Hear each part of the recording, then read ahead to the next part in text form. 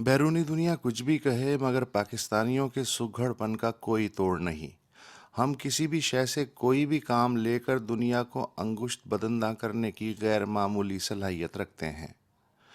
جب ایوب خان دور میں امریکی امداد سے خاندانی منصوبہ بندی کا منصوبہ شروع ہوا تو عوام الناس کو اس راہ پہ لانے کے لیے شروع میں مانع حمل گولیوں کے ساتھ ساتھ سپرے فوم کنٹینر اور مخصوص شفاف غبارے بھی فیملی پلاننگ کلینکس مفت فراہم کرتے رہے۔ آبادی تو خیر کیا کم ہوتی، یار لوگوں نے سپرے فوم کو بطور شیونگ کریم استعمال کرنا شروع کر دیا اور شفاف غباروں کے پیکٹ بچوں کو تھما دیے، جنہوں نے انہیں پھلا پھلا کے گلیوں میں اڑانا شروع کر دیا۔ یوں ایک سنجیدہ منصوبہ بچوں کا کھیل ہو گیا۔ باقی دنیا میں گدھا بار برداری کے لیے استعمال ہوتا ہے، لیکن غربت کے مارے بلوچوں نے گدھا پنکھا ایجاد کر لیا۔ ایک عمودی بانس پہ ایک افقی بانس ٹکا کے اس کے دونوں سروں پہ ایک ایک رلی پھیلا دی جاتی ہے اور گدھا عمودی بانس کو رہٹ کی طرح ایک چکر میں گھماتا رہتا ہے۔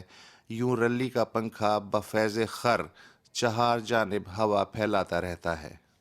خیبر ایجنسی کے ایک گاؤں میں دیکھا کہ بم کی خالی شیل میں 2 ٹوٹیاں ویلڈ کر کے اسے سیمنٹ کی ایک گھڑونچی پہ پانی کی سبیل کے طور پہ رکھ دیا گیا۔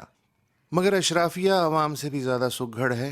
انگریز نے 90 برس تک برصغیر کو یہ سوچے بغیر پولیس اور جیلوں کے ذریعے کنٹرول کرنے کی کوشش کی کہ متبادل، سستے اور ٹکاؤ طریقے بھی تو ممکن ہیں۔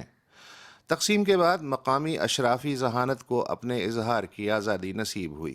اشرافیہ نے دماغ لڑایا کہ سیدھی گولی چلانے سے نہ صرف لوگ مرتے ہیں بلکہ دنیا جہان میں مفت کی رسوائی بھی ہوتی ہے۔ چنانچہ مہنگے آنسو گیس شیل امپورٹ کیے گئے، مگر عوام نے اس کا توڑ بھیگے ہوئے رومال اور تولیے آنکھوں پہ رکھ کے نکال لیا۔ ربڑ کی گولیاں امپورٹ ہوئیں، مگر مظاہرین ان گولیوں کو بھی کھیل بتاشے سمجھنے لگے۔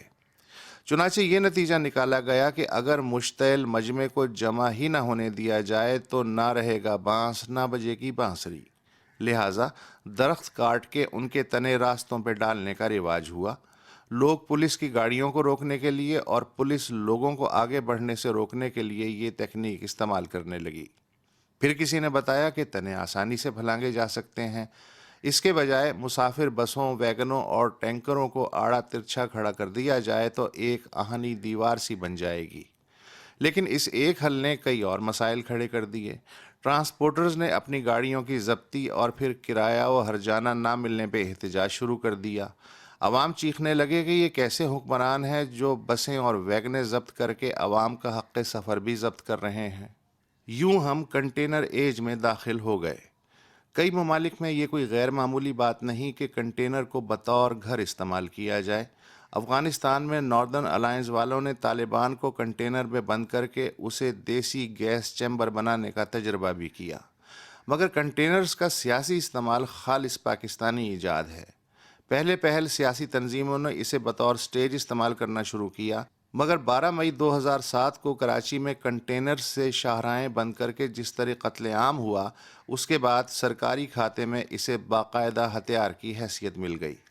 اب تو ہر اہم عمارت کے باہر 1-2 کنٹینر مستقل دھرے ہیں، جانے کب ضرورت پڑ جائے۔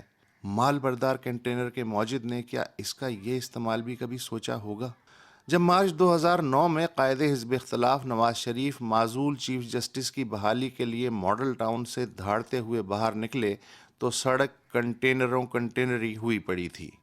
اس موقع پہ برادر خود شہباز شریف نے شعر پڑھا: راستے بند کیے دیتے ہو دیوانوں کے، ڈھیر لگ جائیں گے بستی میں گریبانوں کے۔ اب تو لگتا ہے حکمرانوں میں نہیں، کرسی میں کوئی خرابی ہے۔ ذرا کوئی چیک تو کرے، یہ کرسی عقل چوس تو نہیں؟